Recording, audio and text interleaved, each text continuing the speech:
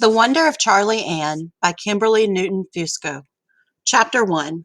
Go do this, the new mama tells me, and I do it just because. Look in that cupboard because maybe there's something in there, maybe a mouse. Or maybe not, maybe it's just a shadow from that old pea pot in there. The new mama isn't sure, but I better do it just because. I know just because. Just because means I'm a girl. And a girl needs to know about things like keeping whites from colors in the wash bucket and why you sweep before you mop, and about keeping your legs crossed all the time and how to rub a skinny little chest with Vicks while you're wiping a nose. Two things at once, that's what you do. Keep your cow from running in the road, and at the same time, you're trying to get all these peas shelled for supper. And do be quiet while the new mama talks on and on. You better listen when I'm talking, 'cause I'm not going to say it twice, Charlie Ann. Put on some beans, and why don't you mix up some biscuits, nice and high like your papa likes 'em? And how come these underpants aren't ironed right? They're rough as shingles. Don't you listen to a thing I say?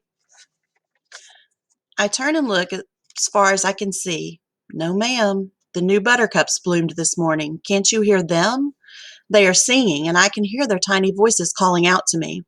And the bees are buzzing inside that apple tree so loud I can hardly think about the laundry that still needs hanging. But the loudest voice is the river that races right through our fields. It says, "Hurry, Charlie Ann, hurry." It says it all the time. This is how we got so many babies round here. One morning when I am small and I walk out to check on our cow, Anna May, and nestled up against her is a new little calf with eyes as dark as a jar full of molasses. I pull my milk stool over and sit and watch Anna May and how happy she is nuzzling her first baby calf. And I get to thinking about how I would like to have a little babies in the house for me to play with.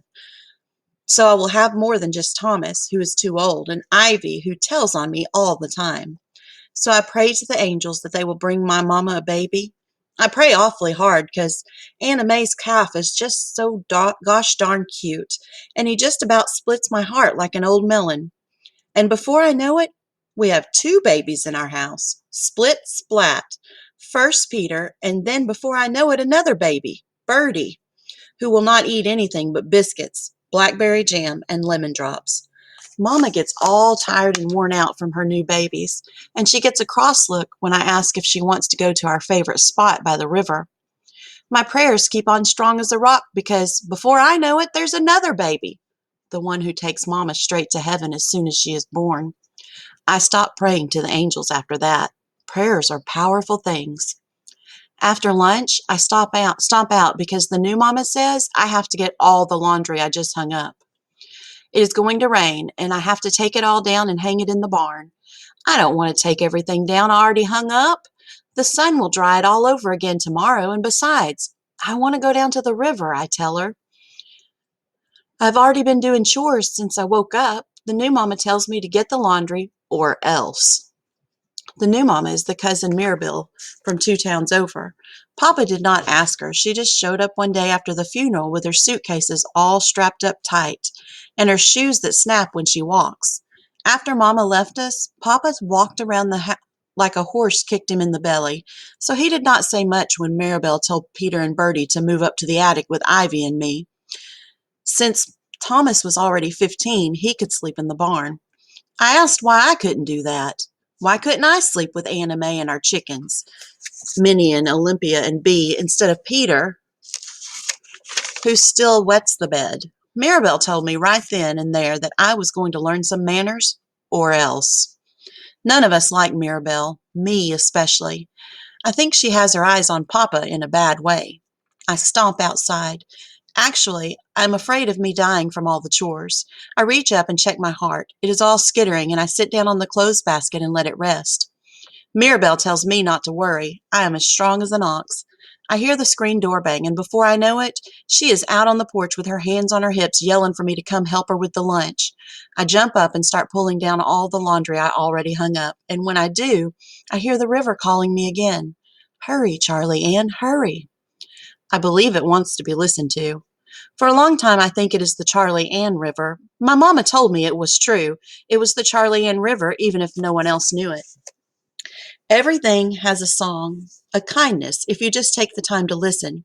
She told me one night when she was pushing me on my swing in the old elm tree by the barn. We were listening to the owls and the peepers and watching the bats flit across the sky right in front of us. That was back when she used to call me her singing butterfly. Lots of people don't know how to listen, Charlie Ann, but when you do, you know things that other people don't. After that, I started putting my ear to the turnips growing in the garden, to the barn door, even to Anna May, and listening for their songs. That is how I know the river likes my name very much. I hear it singing Charlie Ann, when I am sitting high on the ridge, watching it rush over the rocks and out of my sight. It's a name the wind likes, too. I hear it singing my name in the afternoon when it's sending a quiet little breeze big enough to cool me down after I've been carrying wood for our wood box all morning. There's a kindness to the river and the wind and to lots of other things if you only take the time to listen, I tell Mirabelle. She gets that cross look on her face when I say that the trees are singing and the clothesline is tired from its clothes from yesterday and it doesn't want me to hang that up that old rug. Back before Petey and Bertie came along, back before the last baby that took Mama away forever, I used to pretend that I was the river.